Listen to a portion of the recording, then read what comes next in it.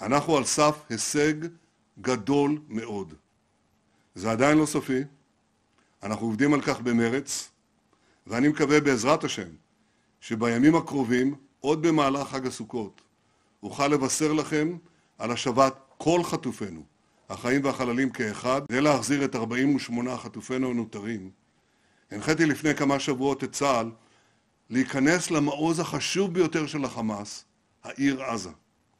במקביל, תיאמתי עם הנשיא טראמפ וצוותו מהלך מדיני שהפך בן רגע את הקערה. במקום שישראל תבודד, החמאס מבודד.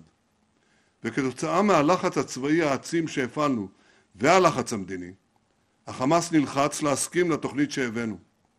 בשלב הראשון, החמאס ישחרר את כל חטופינו, וכוחות צה"ל ייפרסו מחדש באופן שצה"ל ימשיך להחזיק בכל השטחים השולטים בעומק הרצועה.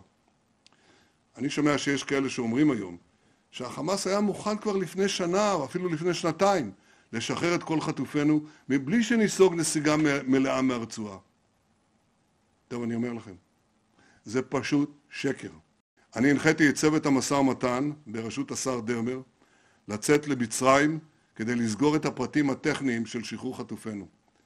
הכוונה שלנו והכוונה של ידידינו האמריקנים היא לתחום את המשא ומתן הזה בימים בודדים. עכשיו, בשלב השני, החמאס יפורק מנשקו והרצועה תפורז. זה יקרה או בדרך מדינית לפי תוכנית טראמפ, או בדרך צבאית על ידינו. גם את זה אמרתי בוושינגטון. או שזה יושג בדרך הקלה, או שזה יושג בדרך הקשה. אבל זה יושג.